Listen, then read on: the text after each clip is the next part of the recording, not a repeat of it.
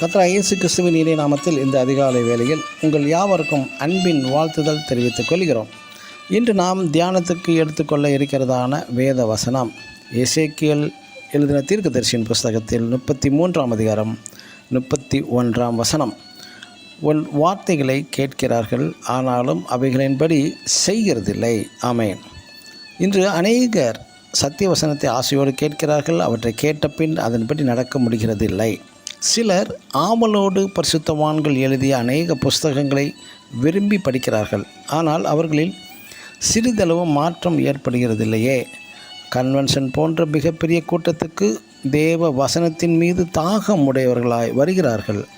அந்த வசனம் மனதிற்குள் போய் கிரியை செய்ய முடியாதவர்களாய் காணப்படுகிறார்கள். எதனால்?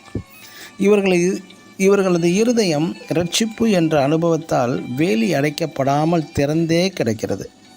மற்றும் சிலர் மறுபடி பிறந்த அனுபவம் இருந்தாலும் ஆவியின் வரங்கள் அவர்களுக்குள் காணப்படாத காரணத்தால் கனி கொடுக்க முடியவில்லை.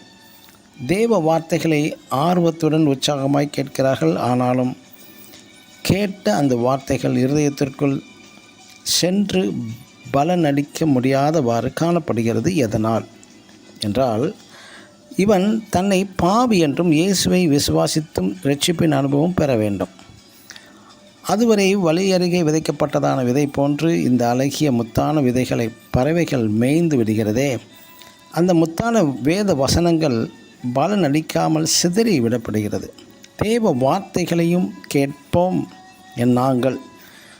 மணிக்கணக்காக TV, cinema, serial, cricket match மற்றும் வாட்ஸ்அப், யூடியூப் மூலம் நேரங்களை பறவைகள் மூலம் மேயப்படுகிறதே.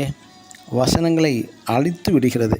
பிரியமான தேவனுடைய பிள்ளைகளே, உங்கள் இருதயத்தை இரட்சிப்பு என்ற தேவனின் அனுபவத்தால் வேலி அடைத்து பாதுகாக்கப்படாவிட்டால், அப்பொழுதுதான் நீங்கள் பாதுகாக்கப்பட்டால் மட்டுமே கனி தர முடியும். ஆமேன். God bless you.